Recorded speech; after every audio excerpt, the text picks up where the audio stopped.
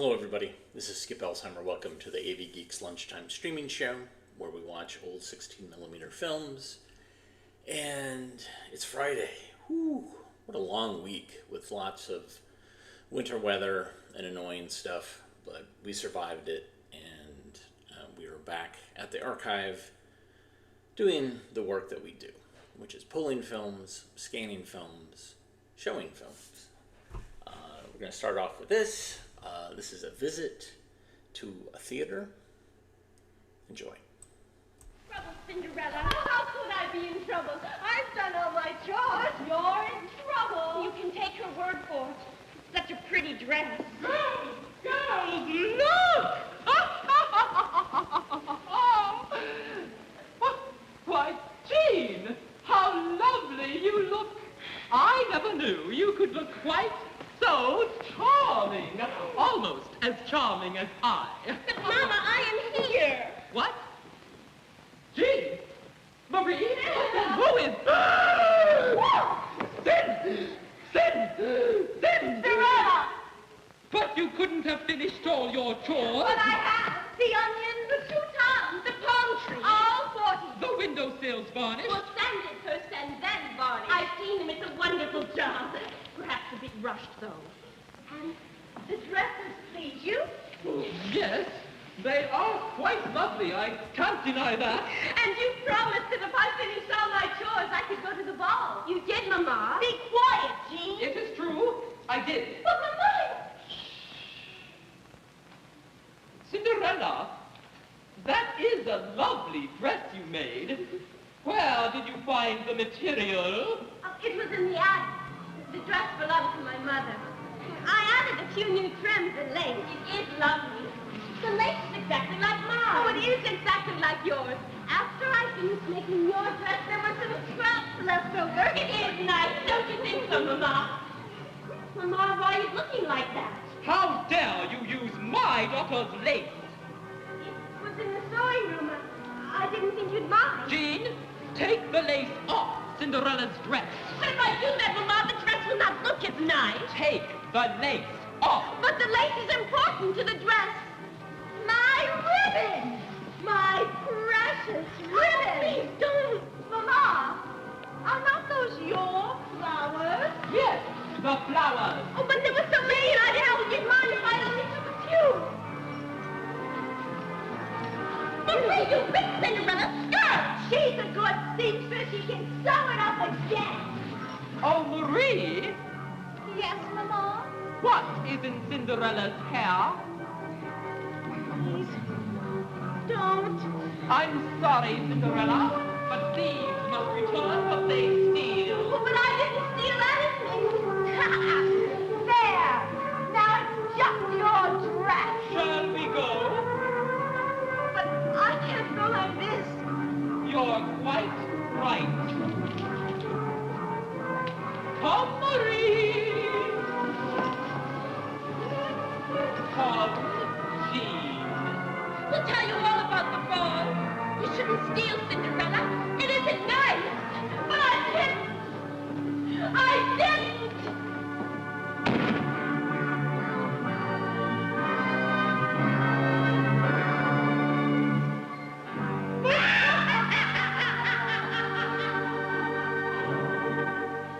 Can we stop the world?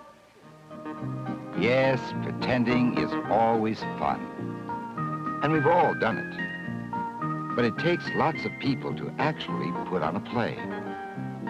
It all starts with an idea. That's the beginning. Whether it's a new play or an old story, it still has to be written. Tryouts are held. All right, I'm glad you all came here today for the audition for Cinderella. And then Once written, you must have a cast. People who will play each part as it is written in the play script. Cold readings. You've all, of course, read the script, yes? Who's our first person? Came up to the ground while another 100 people just got off of the bus and are looking around at another 100 people who got off of the plane and are looking at us. Tryouts are held. Not everyone is selected for a part. I suppose we should go in. It's much nicer here, and we can still hear the music. It's a lovely melody. It was written for you. For me? Well, not by name, but I wrote it. You see, You wrote it? Yes. Why don't you give JB the scripts? And let's see some waltzing. One of the things I want to see how you'll be a little fancy if you want. Turn her under your arm or walk her around.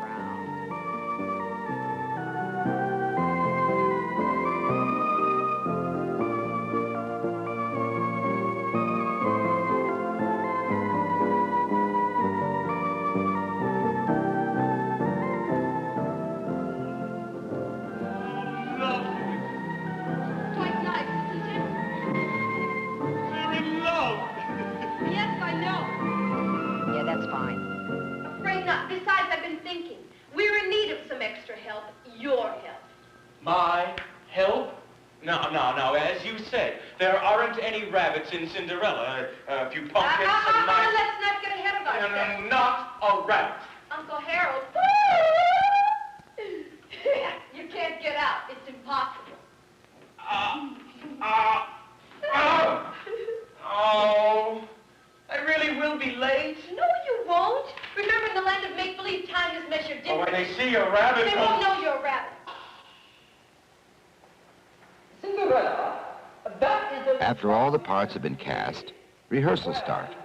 Without settings, without costumes, and without props. I added a few new trims and lace. It is lovely. The director studies the movements of the cast very carefully to make sure they all blend together. Left over. How dare you use my daughter's lace? Let's stop a second.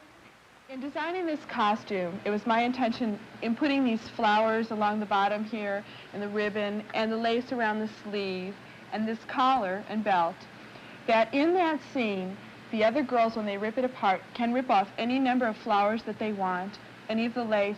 As the flowers are pulled off, there's also a series of snaps in one of these sections. I think that might work. This collar can be made to come off very quickly because it's snap or Velcro or hook and eye will be right underneath this bow. What are the problems of reconstructing it back to this position? Well, it wouldn't be too difficult for her to do. Everything would just simply snap back on, snap back on, snap back on. In the costume room, new costumes are made or old ones remade. After each performance, the costumes are pressed to keep them fresh looking. When the show is over, the costumes are stored here. Whereas compared to the maroon and the rust color of the other two sisters.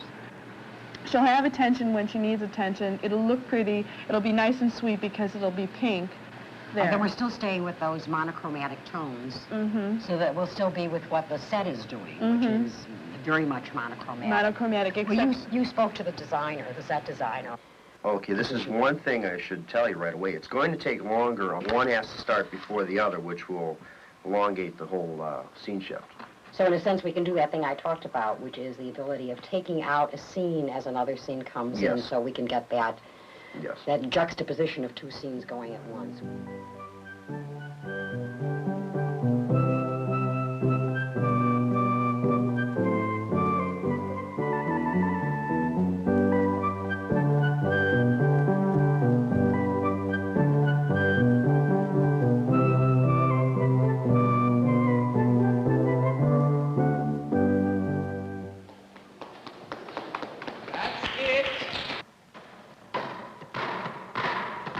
After the models of the sets that were designed for this play are discussed with the director, they will have to be built.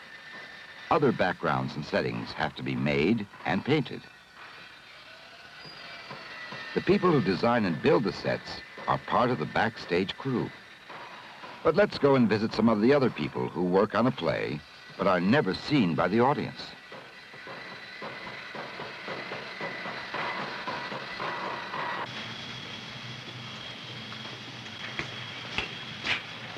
Okay, we need the 3 dining room chairs, that special table up there.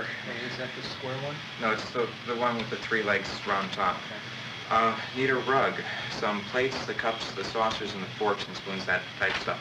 And I'll go get the glasses if you want to go get the tablecloth. The prop department sees that everything needed for the play is collected and organized so that the proper things will be there on stage for the actors to use.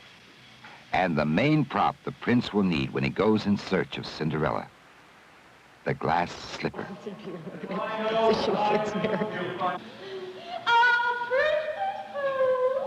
After weeks of preparation, it's time for a dress rehearsal on stage. This is where it all comes together. At this rehearsal, everything is done exactly as it will be done in performance with an audience. Kevin's right, Brian's wrong. I'm wrong? Yeah. Okay. But it was a funny idea. I'm not so sure I don't love it that way. Let's try it. It's silly enough to work.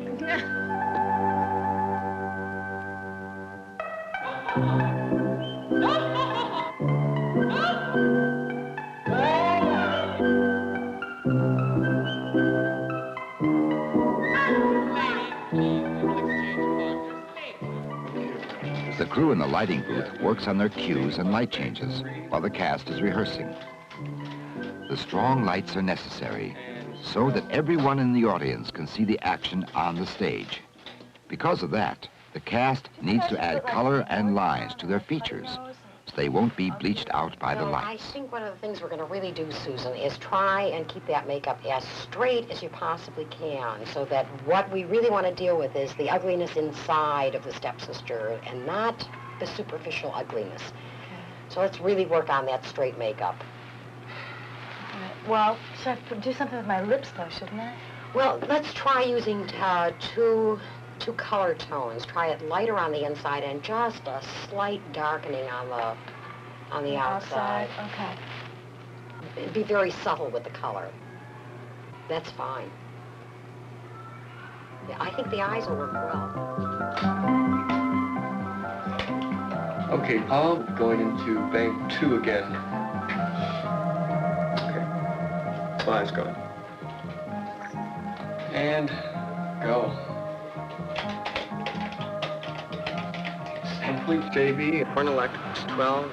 A stopwatch is used by the stage manager as he sits with his script behind the set.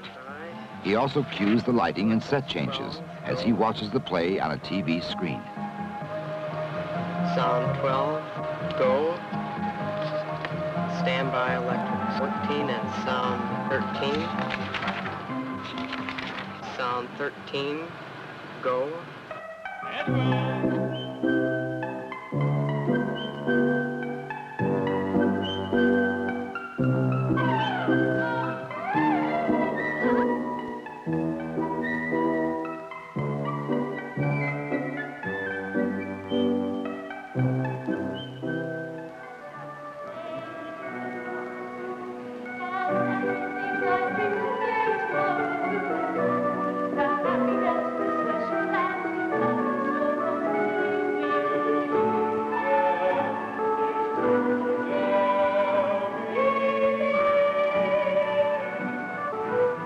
Finally, after all the meetings and rehearsals and technical rehearsals and dress rehearsals, everything is ready.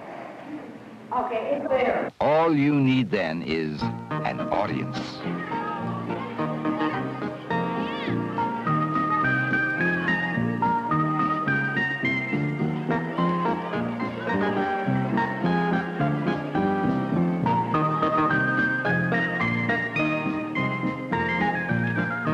House out, standing by electric 1.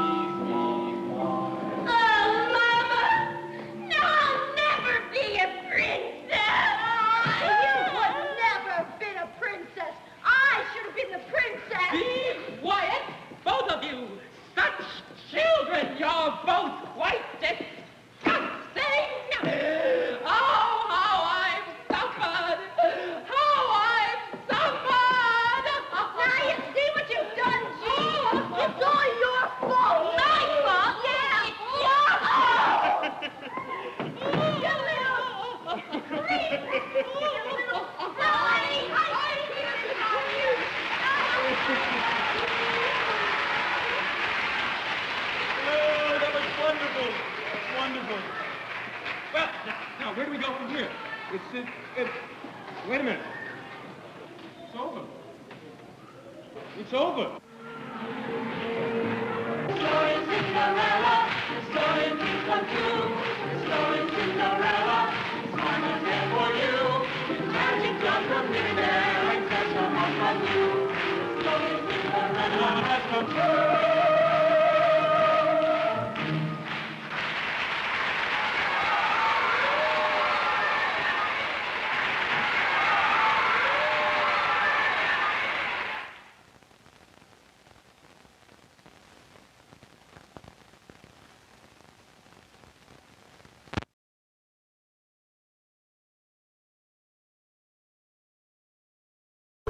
It's great.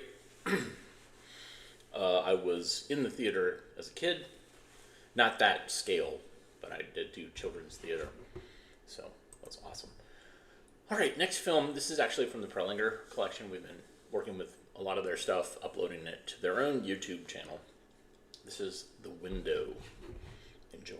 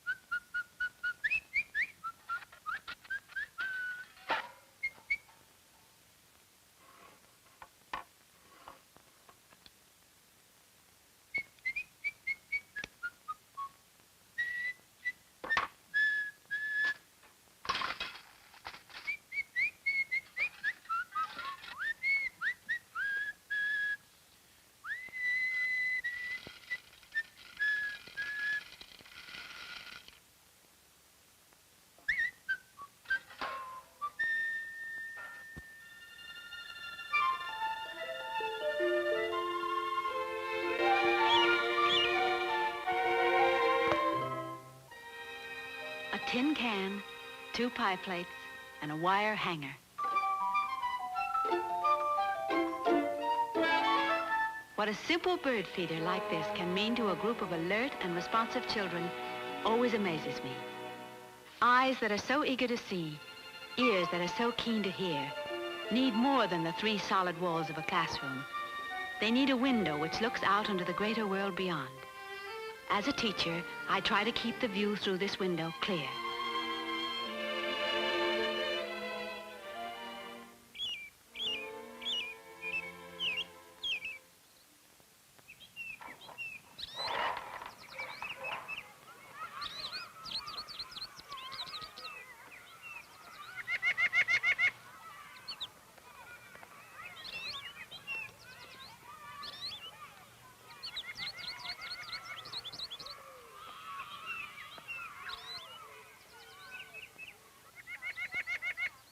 Another familiar bird in the garden is the year-round white-breasted. Are you going to do anything with nuthatch. this area? The sights and sounds of nature stimulate different children in different ways. Well, we'll put him about an inch back. There. Now we need more there. Well, I guess that's all right. Yeah. I can hear him more ducks now. Let's try to see back more ducks.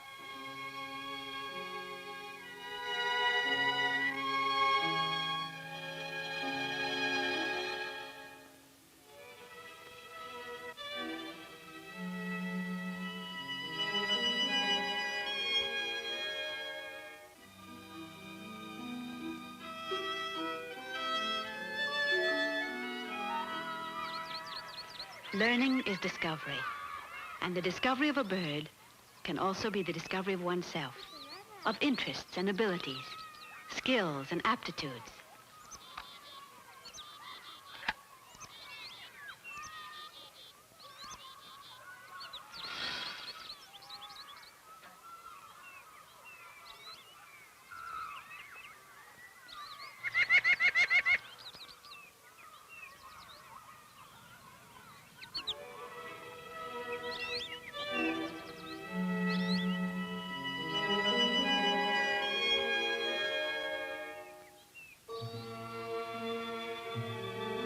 Of course, it's more than just birds.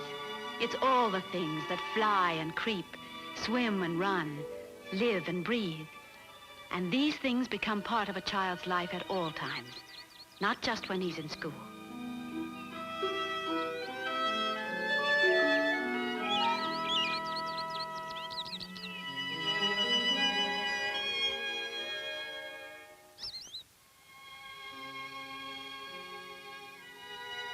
From weekends at home and vacation trips, from fields and dunes, come an abundance of treasures and experiences which expand our class program. A collection of shells is the medium for this girl's development of her skill in language arts. Different kinds of clamshells there are. Different kinds come from different parts of the country. I read a book about shells. It told how the Indians used to make beads out of them.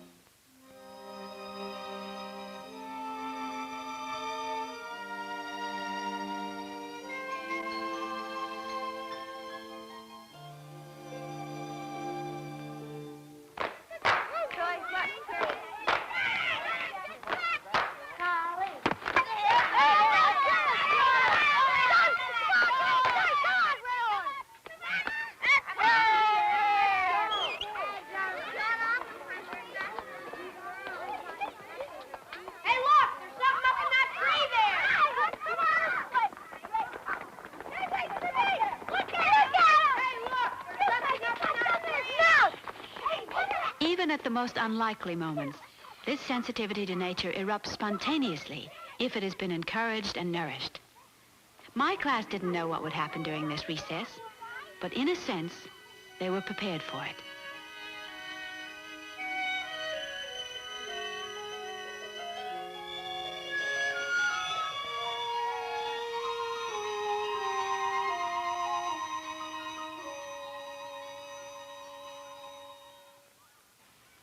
Of course, I have a constant source of assistance in the materials I receive from the Audubon Junior Clubs. Identification of birds and animals, of plants and rocks, suggestions for activities, tips on how to build things. My class benefits from its participation in the Junior Club program in 1,000 ways. But most important of all are the monthly project sheets which we receive. Each one becomes, with just a few minutes of planning on my part, an exciting class activity. Sometimes one of these projects leaves an impressive record, like this mural of underwater life.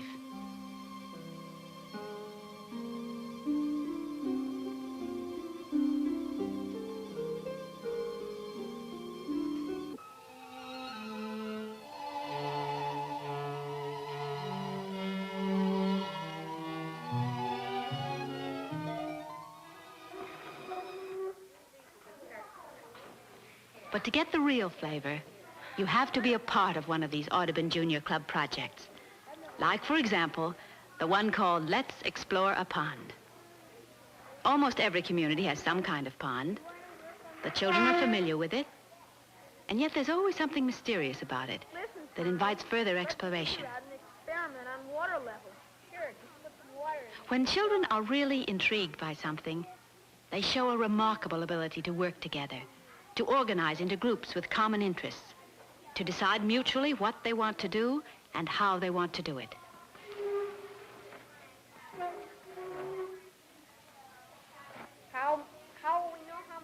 Right from the start, some of the class took a scientific approach. These boys wanted to know what keeps the right amount of water in a pond. What is the water cycle, and how does it work? That's enough. How can we explain the whole thing when we write it up? With almost no help from me, they set up a simple scientific experiment. They filled 2 jars with water, placing a piece of glass over the top of one and leaving the other uncovered. Regular measurements showed that with the process of evaporation, the level in the uncovered jar was noticeably lower every few days. But what happened in the covered jar was a miniature example of what happens in a pond. Water vapor would form on the glass cover, condense into drops, and then fall into the water like rain. The cycle kept repeating itself, and the water level did not change. The children learned this, but they also learned something about the experimental method which they will use again and again as their interest in science matures. It evaporates. Right. And with the one with the top on, This group approached the pond along another path. With paper and paint, paste and scissors, leaves, grass, and a broken mirror, they made this diorama.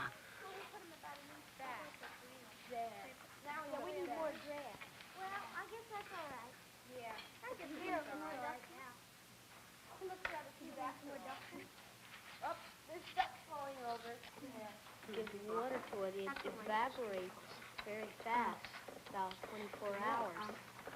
Yeah, maybe not current. Then there was the more practical group, the children who wanted to make immediate plans for visiting a real pond. Some put together pond scopes, suggested by the junior clubs, as a device for peering beneath the surface of the water at the life we usually don't see.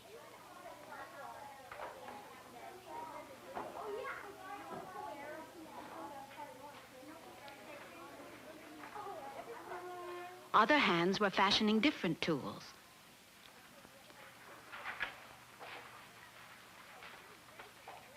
These things were new for me, too, so I learned with the children. We made a few blunders, but I don't think I'm boasting when I say that we turned out quite serviceable carrier jars. Let's see what's on the project sheet. What does it say? This concentrated craftsman was our chief manufacturer of dip scoops.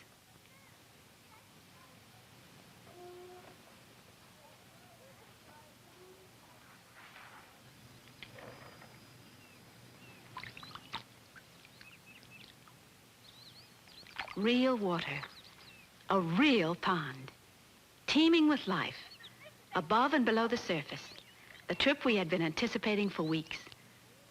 What excitement, what a sense of discovery. No living cell escaped the avid inspection of these enthusiastic eyes. Much as I love the out of doors, I had never dreamed of the riches that would be found by these young naturalists.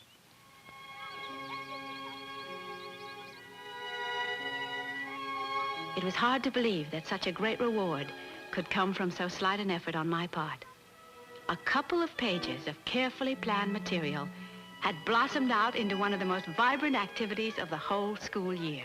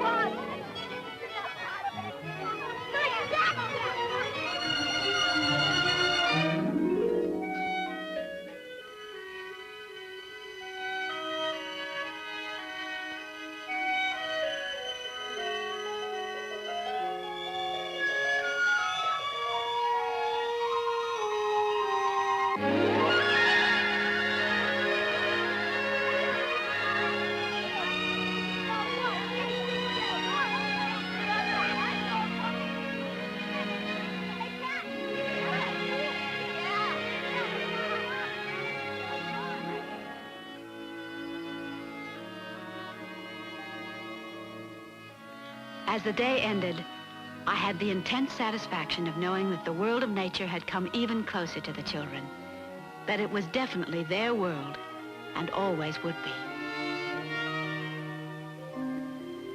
They have a permanent feeling of identification between their lives and all the life around them, whether it inhabits the earth, the air, or the water. What they enjoy, they will protect and conserve, so that they and others may enjoy it in the future.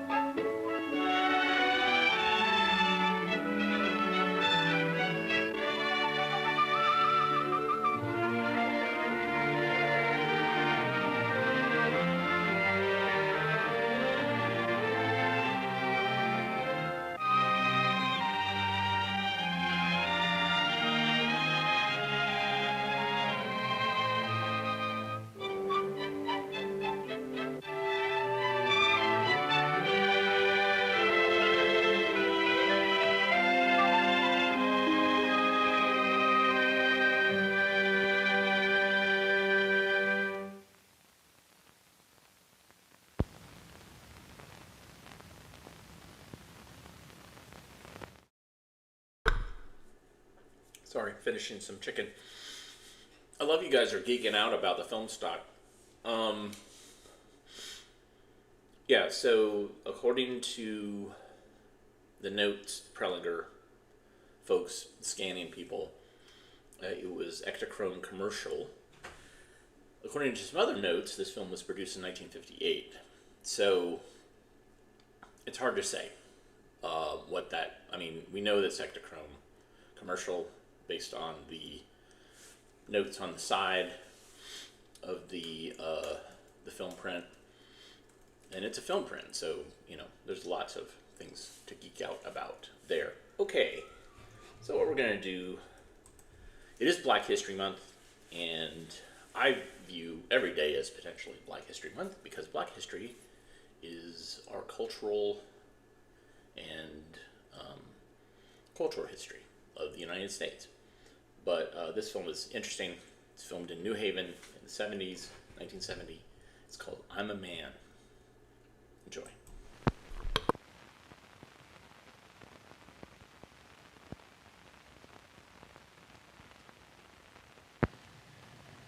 God hath chosen the foolish things of the world to confound the wise.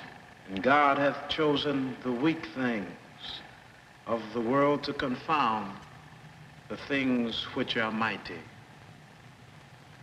And base things of the world and things which are despised hath God chosen, yea, to bring to naught things that are high.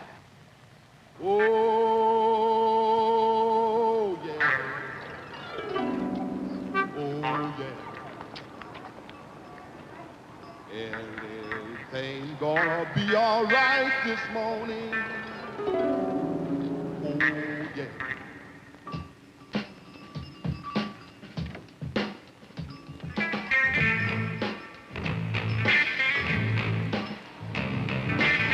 Now, when I was a young boy, at the age of 5, my mother said I was gonna be the greatest man alive. But now I'm a man. I passed 21. I want you to believe me, honey. I have lots of fun. I'm a man. Spell him H-I-N. That rather than man. Baby. Oh, child. Why?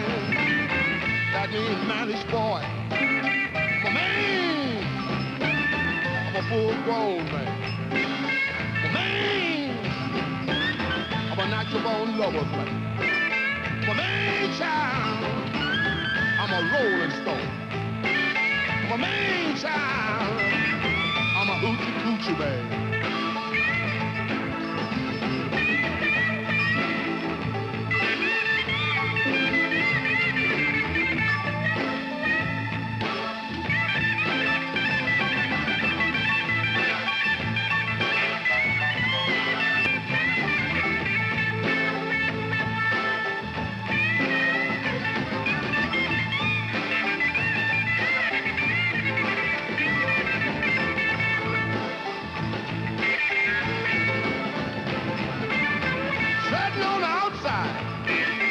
Just me and my mate. You know I made the moon, honey. Come up 2 hours late. Wasn't that a man? I spelled him.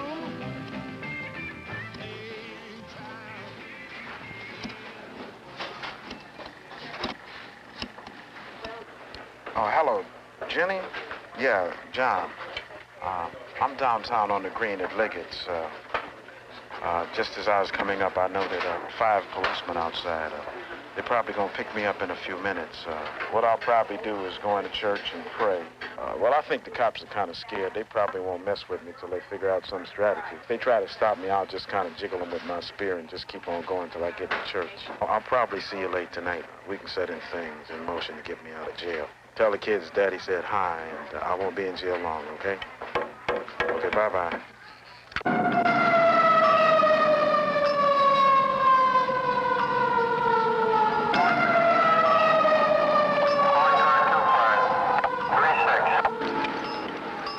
Mr. Barber. Mr. Barber. Now, the only thing I can tell you is this is a dangerous weapon. May I see it, please? We'll take a walk downtown. Well, I don't want you to have it. I'll hold it until our supervisor tells me it's a dangerous weapon. This is a dangerous weapon. You got my possession. Right, and well, I don't want you to have it. I'll hold it until our supervisor tells me it's a dangerous weapon. Well, we'll keep the dangerous part. Look, without an arrest, you don't have the right to have my property. Do you understand? I can hold it. On what grounds?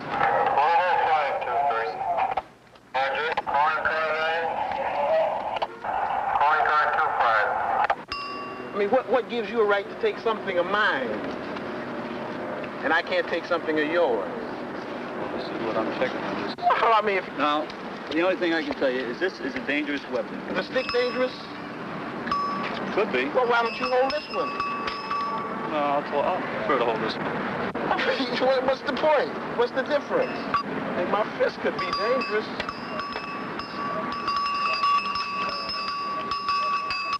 What's it all about? I don't know what the hell to make out of them. What's happened? What's going on? It's pretty weird. When I walked down the street past Yale and on the green with the spear, some people thought it was outrageous. Some thought it was funny. Some thought I was just trying to attract attention. Some thought I was crazy. Some thought I was a nuisance. Some thought I was a danger, like the policeman, for example. But the thing was, I was controlling their responses to me. A man has some psychiatric problem. You treat it. What's the sense of walking around? I mean, what's the point of it? To cause attention. Have people look at him and notice him. Interesting subject matter for the camera. Yeah, but for God's sakes, that's a real spear walking around in public. If we walked around with a knife on the outside, we'd be pinched. I knew when I purchased my spear that white people would get upset. It was an interesting experiment. I was already wanted for this inciting the riot, like I already indicated, so additional arrest didn't bother me one way or the other. But he's probably parading around with the thing. What the hell? I don't blame the cops. New Haven cops are just bastards, you know. And they're only human beings with blood and arteries and flesh like you and me.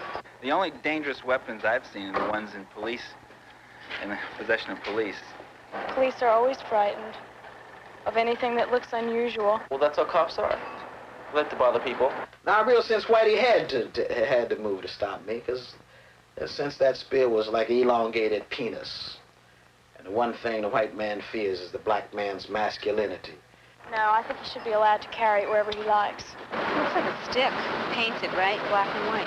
Maybe he's carrying a threatening manner. It's not a switchblade. It's not a 5-inch kind of blade that someone, it's just like a walking stick thing. You'd be killed with it. Yeah, he could pick up papers with it, too, if he wanted to, I suppose. I mean, everybody's got their bag. Arrested for it. Well, I don't really see anything too wrong about that. I mean to terrify Whitey. I don't think he can be moved by anything else but terror. I mean to use as a weapon, the mythology that he has about the angry, crazy nigger. If he came at you with that. None of them look violent to me until they either use a knife or a gun or something like that. I wouldn't have anything like that around my house. What about guns? That's something else. There's certain laws and everything. Everybody got to go by them. You can't fight City Hall, you know what they say. We're going to define our own law and order. Whitey made us slaves. He segregated us on the basis of law. When John first appeared in this court, he was dressed in African garb. Wasn't strange to me. But I think his costume was strange to the judge sitting on the bench. The judge is getting more and more upset. So at this point he says, "Where do you think you are?" And I says, "I'm on the way to the land of freedom." Which really, knocks him off his rocker. He stands up with his arms gyrating by this time and says, "I mean, right now, where are you?" I tell him I'm on the way to the promised land. I'm striving for freedom. I'm sure he thought that John was what we call non-compos mentis. He was not capable of understanding the proceedings then taking place. So he ordered that John be examined by 2 psychiatrists.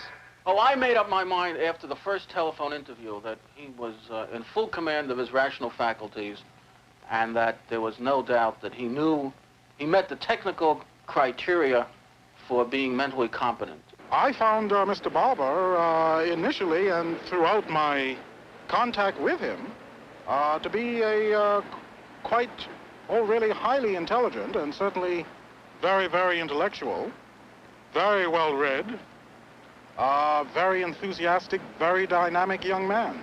And real since I played a game, I remember them asking me, where was I? Where did I think I was when I stood before that judge?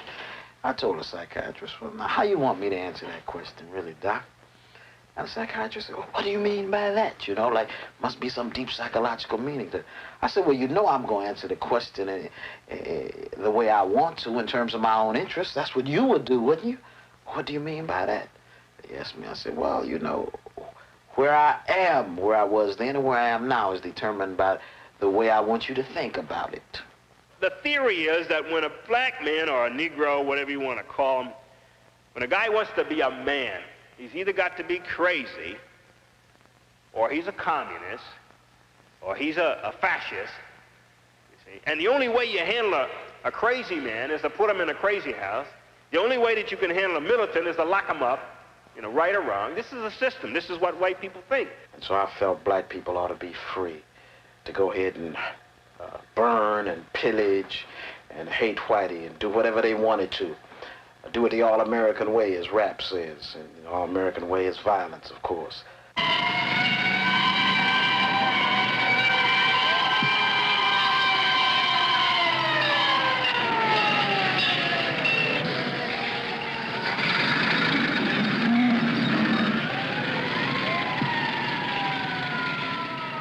I believe I'm Prometheus here.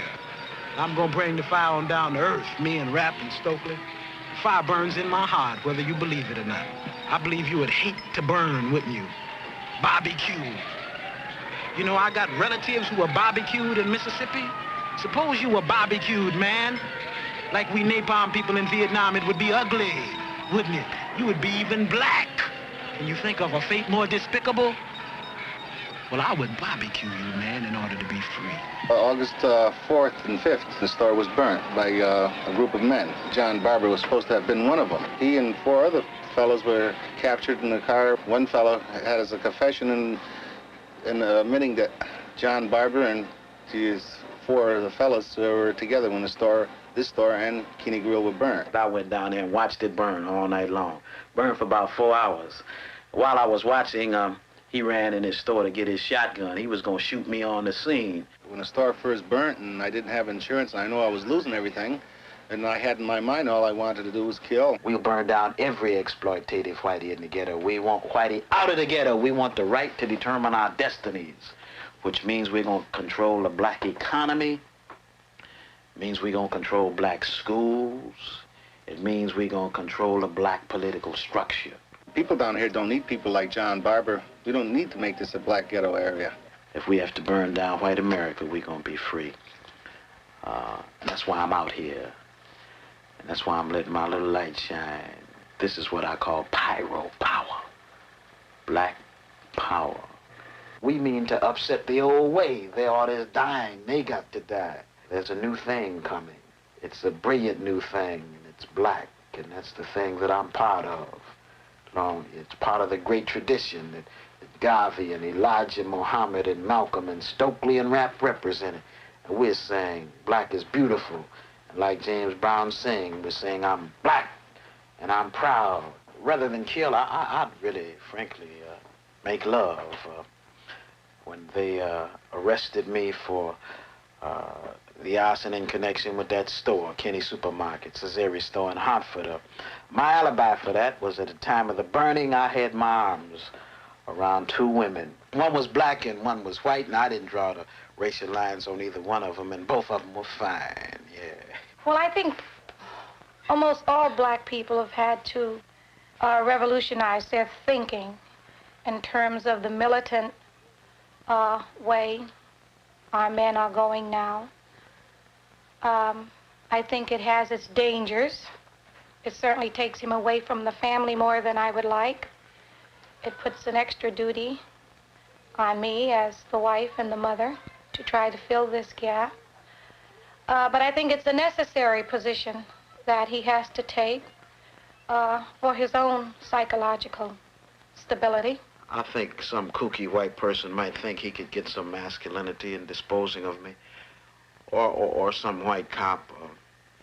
I think it's highly likely that I will provoke Whitey into the necessity to dispense with me. I have received so many threatening phone calls. They'll use quite abusive language.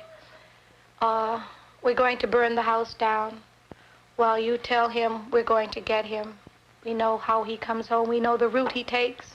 What, black America is producing for the first time now is a group of assertive black males who mean to bring about freedom for the race. Over the years, black women have had not only to support the family, but to be the dominant influence in the face of men who were compromised and beaten and brutalized. Now, I live for my sons, and I will die for my sons. The thing that I want to leave is a legacy of manhood. I expect to die poor and black and hated by most white people and misunderstood by a lot of blacks. But if my children understand me, my wife understands me, I think that I will have contributed my part to black freedom. What I want my sons to be is not like me, but I want them to be free so that they can go ahead and do whatever they want to do. If one of them wants to be a black nationalist, he can do that.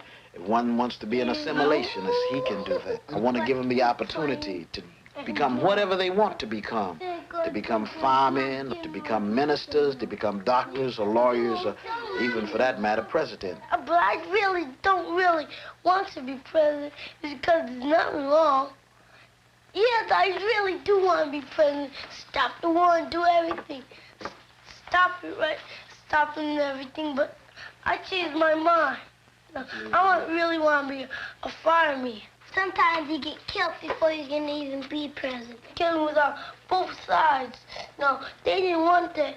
Either he was on their side or the colored people's side. No, he was on both sides. So they killed my Kennedy.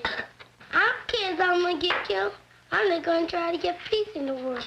The only reason I want to be a fireman is because I can save people's life. Oh, yeah? Well, a lot of people think Daddy sets fires. You think Daddy sets fires? No.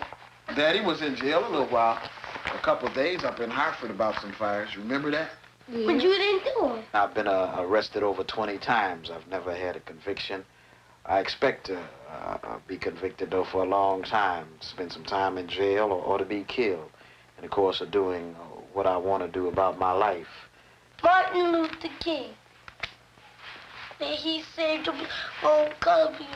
Now, they got Martin Luther King first because he was the king of the colored people. Every breath in me, every word that comes out of me, every movement of my body, and every thought that I think is directed around beautiful things like freedom and blackness and power. The issue is you, John Barber. It's a real political thing, but that's why we've got to fight it. We've got to fight hard. You always have to fight white people. That's a strange thing in this society. Fight them and fight always. And that's what we're going to do today, right? We're going to pick the jury, and we're going to ask all those good white folks whether or not they have any prejudices against you, and they're going to sit up there and lie to me, aren't they? They're going to say they never heard of John Barber. They do. Now, here's the thing,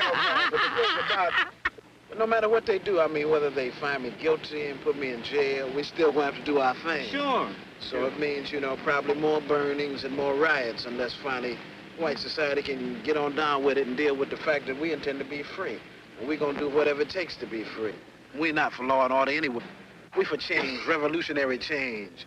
Black people being able to be free. They expect me to stay in my place, be nice about it, even submit myself to their judge and jury and then possible jail. The man took my property, the white man. See? Right. And I ought to do the same thing to him that they do to black people when black people take their property in shops and things. They shoot them. We're on the green right now. When I first walked across this green with my spear, last April, right after Martin King got killed, the whiteys felt challenged. We're at the courthouse here, John. Get on down here to see what we can do. Yeah. Gee whiz. Here it goes. Here it goes.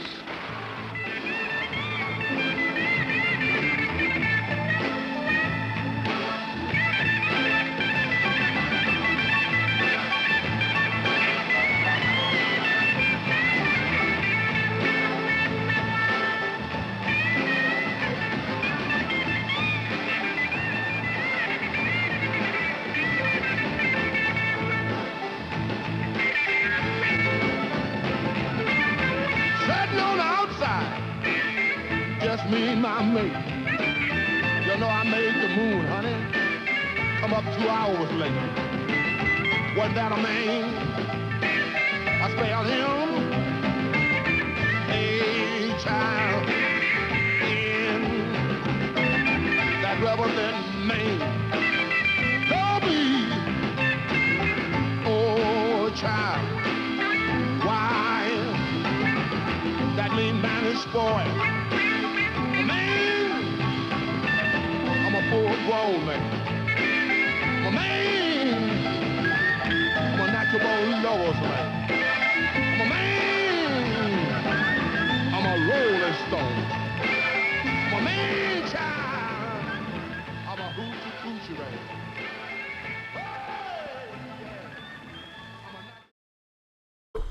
Some nice Muddy Waters in there.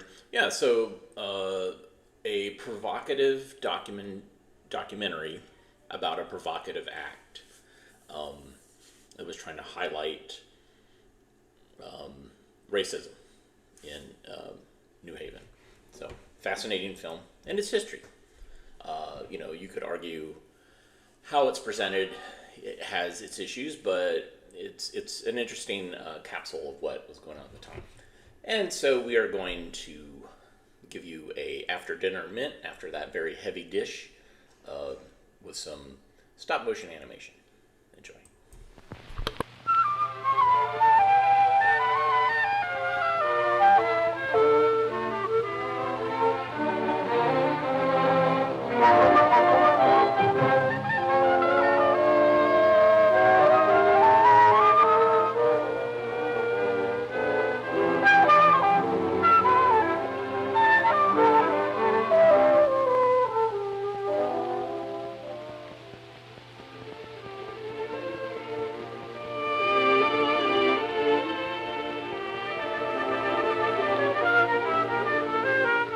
Once upon a time, a little girl lived with her mother in a small stone cottage near the edge of a great forest.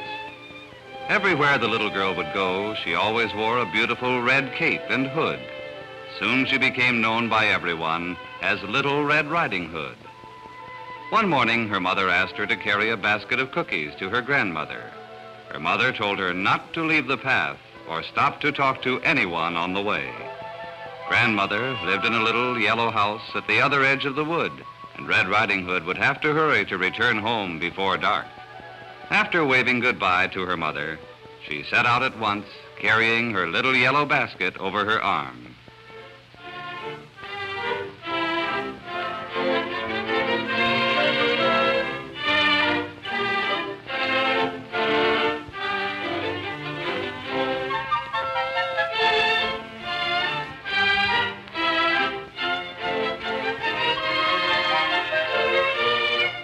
First, Red Riding Hood walked straight along the bright forest path.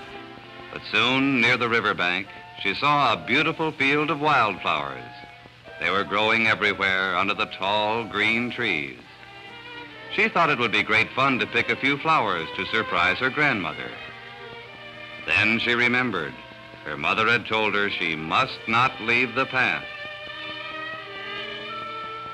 But the day was so beautiful, the forest so friendly, and the flowers so colorful that she thought there could be no harm in disobeying her mother just this one time.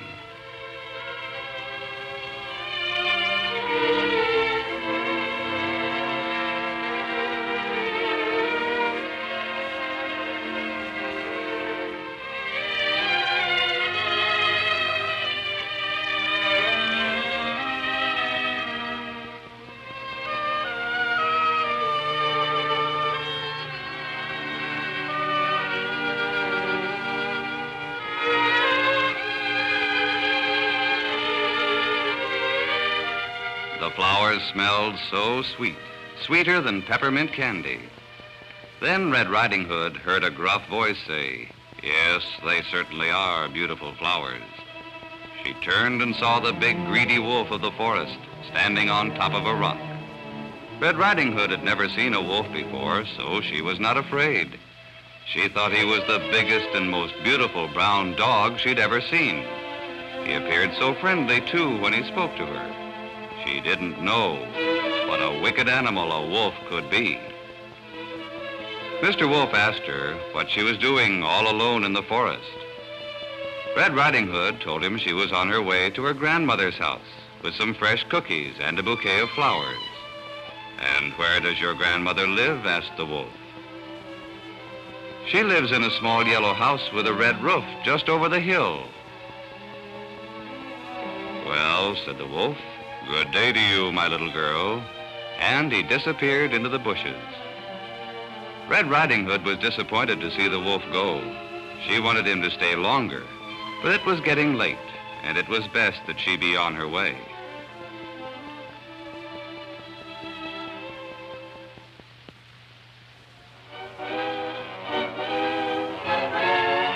Meanwhile, Mr. Wolf ran slyly through the wood, along the path and over the hill, until he reached Grandmother's house.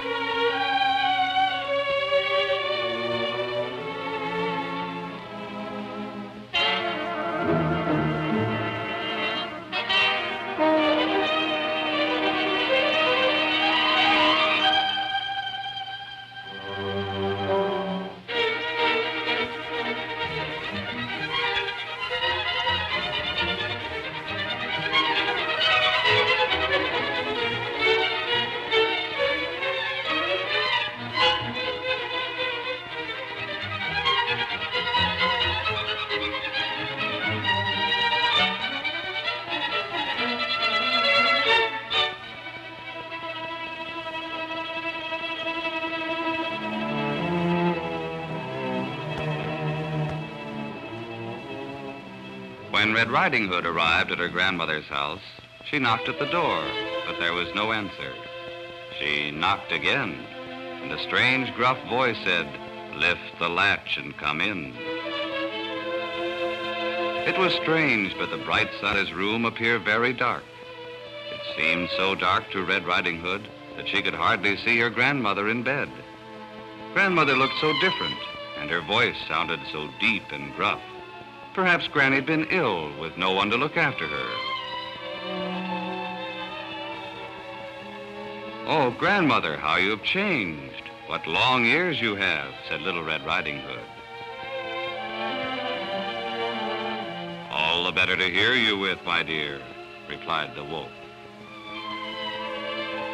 "Oh, but Grandmother, your nose.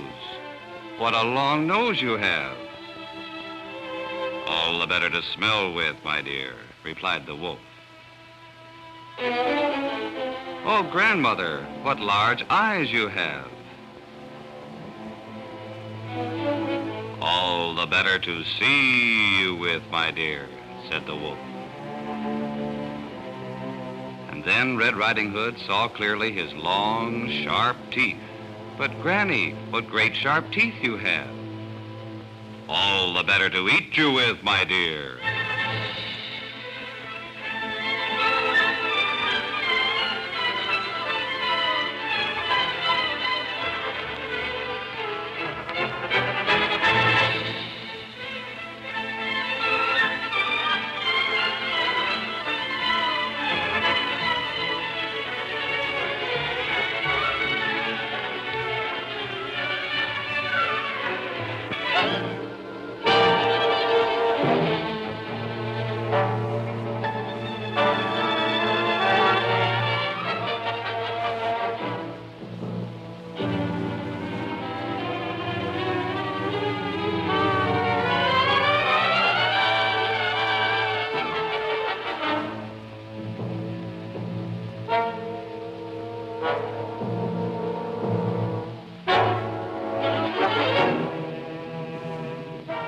Grandmother was ever so grateful to see Red Riding Hood safe and sound.